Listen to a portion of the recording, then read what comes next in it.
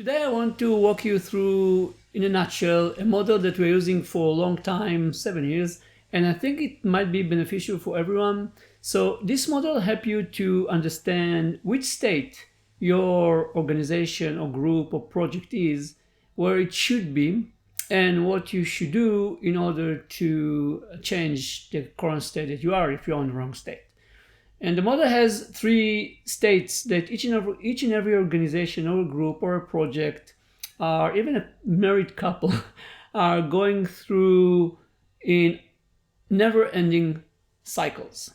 And there is order where everything known, there is growth where something new started to be developed, there is complexity where too many stuff in flux and it's very hard to predict what's going to happen, and then it falls into entropy where the system simply losing their capabilities, and then back to order.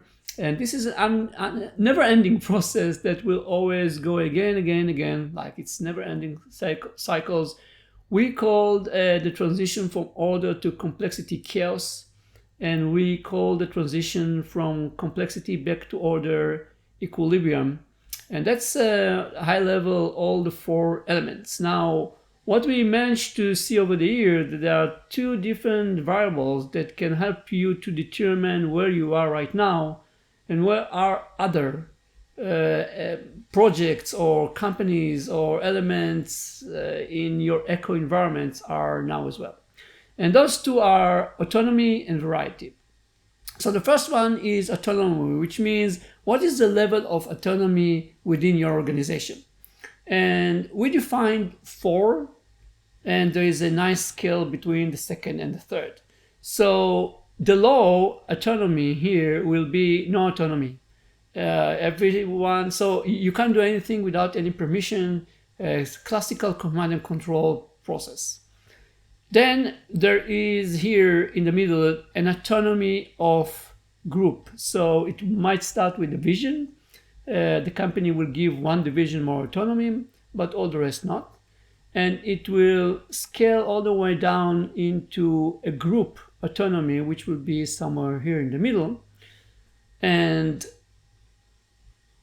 from group autonomy, the highest one will be individual autonomy, which is pretty rare but exists in some scenarios.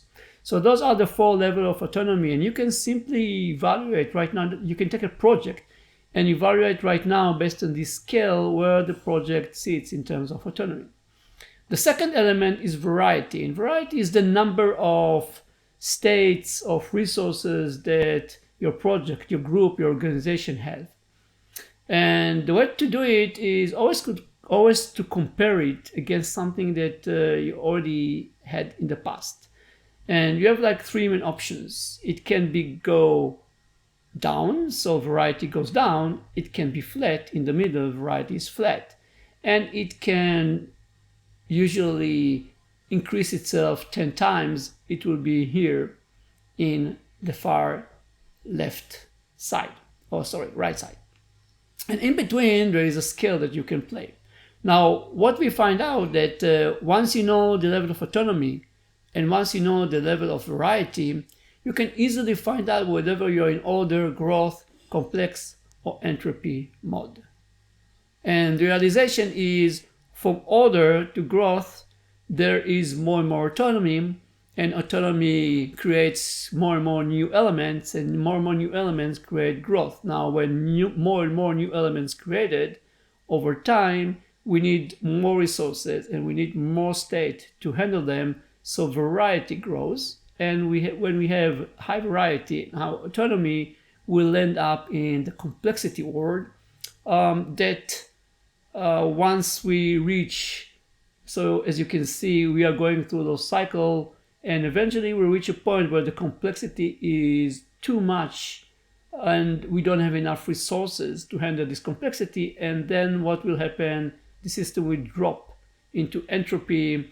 Everything will start to deteriorate, and eventually we will reach some level of autonomy or very low level of autonomy and very low level of variety that will be easy transition into order. But entropy is a state that you definitely don't want to be with. And there are ways to shortcut entropy by moving directly from complexity to order. You can do it for a certain amount of time, but you can eventually you can't miss entropy. So in some part of time, you fall into the entropy, and then you have two options: or everything will go down into a level that you can transit back to order, or you will find yourself without anything, chapter 11, company doomed. Very tricky area to be within. Now, why it's important? It's important because you can do the same evaluation. I don't know how to move it. Second. Okay, so you can do the same evaluation to any elements around you, like the economy, your competition, your vendors, the current state of law and regulation, the industry, the customer, and each one of them you'll find is in a different state. And you would like to be always in one step ahead. One of the very key elements that repeating again and again is within projects. So project will finish they will be ready for delivery and operation in a growth mode. But in order to hand it over to people, they actually need to be in a complex mode.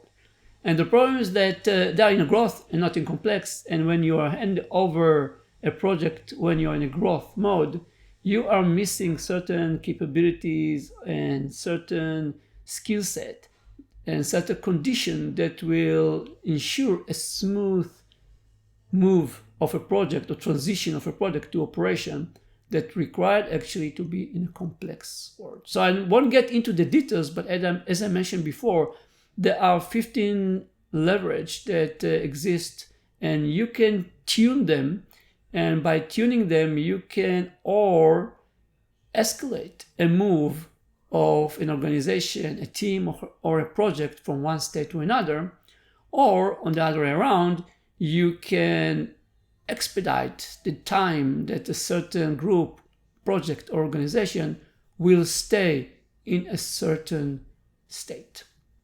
So that's all for today. I hope that it will be helpful. You can try to use this simple model by finding out what is the autonomy and variety, as I mentioned, for project, teams, organizations, and find out what is the ecosystem state around you, and make sure that you are at least in the same, and not, if not, one step further of what your ecosystem is. Hope that it helps you. Thanks and bye.